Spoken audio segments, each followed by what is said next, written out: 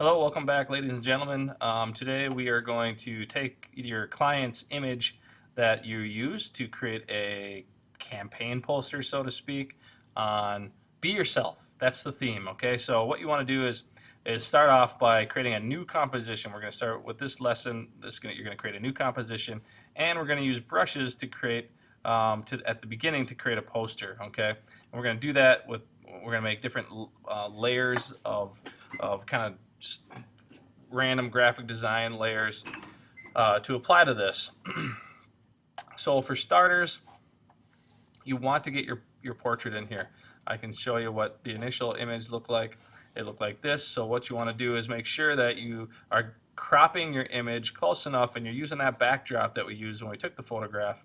So you have a nice kind of outline to this.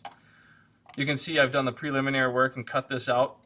Biggest thing you want to try to remember is to, when you make your selection with the quick selection tool or your magnetic lasso, I use the quick selection just to select the white area. Once you do that, you want to hit this refine edge button, okay, and then play with the feather and the smooth, or these adjust edges, okay? And then make sure you get a nice and kind of crisp selection there, okay? That's what you want to do with that. Once you have that, then you can move it in to your other design or your new composition. I'll show you how to do that. So with your new composition, you want to go to File, New, and I put in the settings inches, and we're going to make these 9 by 12 inches at 300 res, okay? Now 8.5 by 11 we can print in the classroom here, but for our purposes 9 by 12 we can blow it up or shrink it down if we want to. So that's a good number. 27.8 megs is fairly large, all right? So save these to your flash drive. Do not save them to the desktop. Make sure you have a flash drive for this, okay? So click OK once you get it. Mine is already there. I'm going to click cancel. So I talked about what we're going to do. I'm going to get rid of those layers for this lesson. Oops. And delete. Where are you? There you are. Right there. Okay. So I sized my image down. I want to centralize it. Think back to those transparency layers we worked on when we thought about asymmetrical balance. This might be our large circle that you started off with, okay? And we're going to add things to symbolize the 4 by 6 rectangle, that symbolizes the 3 by 5 rectangle, and the small circles. If you didn't do that, you have no idea what I'm talking about right now, but that's what we are going to try to do with this composition, okay? So let's start off. We're going to go back to our repeated patterns now, and it should be, where is it? Yeah, right here. So we have our repeated patterns, and what we want to do is kind of use this. So we can take this and manipulate it. I'm going to show you a few tips that you can do with these. What I want to do is fit it within this kind of shape of drips that I found online. I'm going to copy this image and bring it into Photoshop. So edit, paste. There it is. Okay, so I have 2 of them here. Scale it up a bit. And you can do it with every image you want. You don't have to use drips. And of course, you want to use imagery that symbolizes your client. Remember, you did an interview. You spoke to your client about what their interests are. So first thing I need to do, though, with this is get rid of the white area. I'm going to select the magic wand because they are all white pixels. Okay. I'm going to leave this white haze in there. That's good for me. So once I select it, I'm just going to delete it. Hit the delete button on your keyboard. It goes away. Okay. Now notice I have this white edge along there. I don't like that. I'm going to step backwards. Command Option Z, or you can go to Edit, Step Backwards. That's another way you could do it. Now I want to refine this edge though, okay? But I want to refine it to the black, not the white. So what I'm going to do is go to Select Inverse, and it's going to select this black part, not the white. So if I hit the Refine Edge button again, now I should be able to feather it out slightly.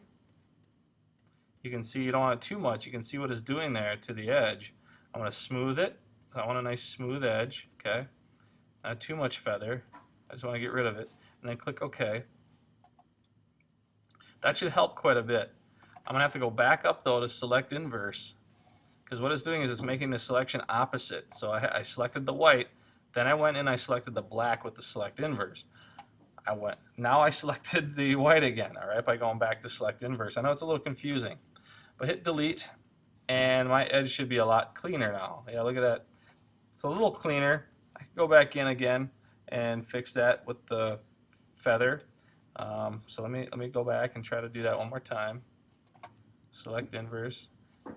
Command Shift I is the command for inverse.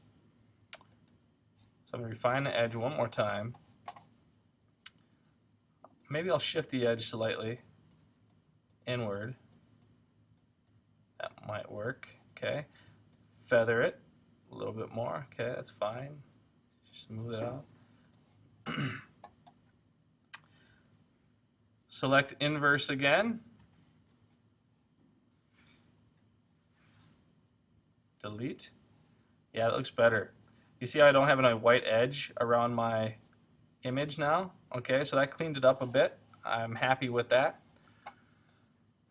Now this is pretty easy.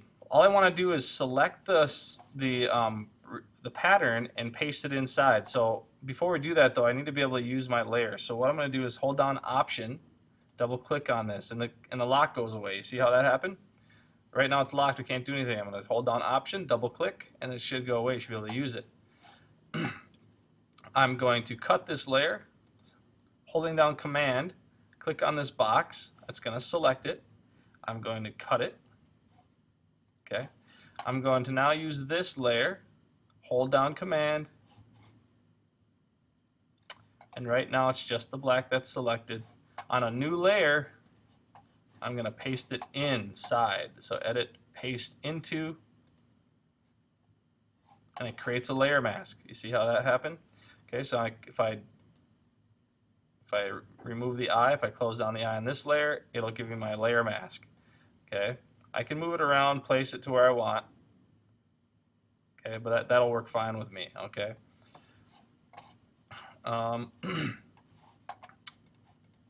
Okay, so that layer mask is going to move until let's rasterize this layer mask. Let's go to layer. Once you have it good the way you want it, well,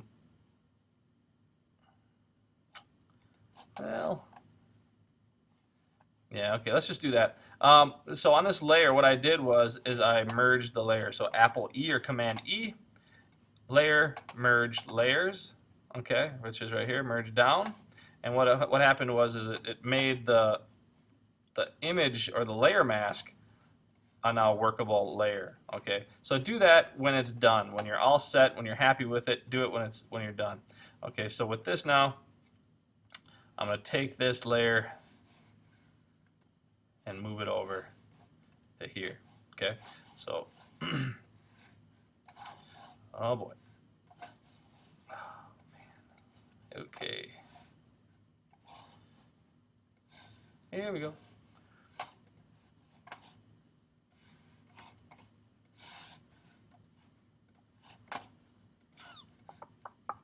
I'll scale this down. Command T. Command hold down Shift when you scale it down, move it in place. Now we can do some things. I don't like the hard edge to this. I don't like the hard edge to this to my shoulders or anything, so I can change that if I wanted to. Okay, cover that up. I think that looks okay for right now.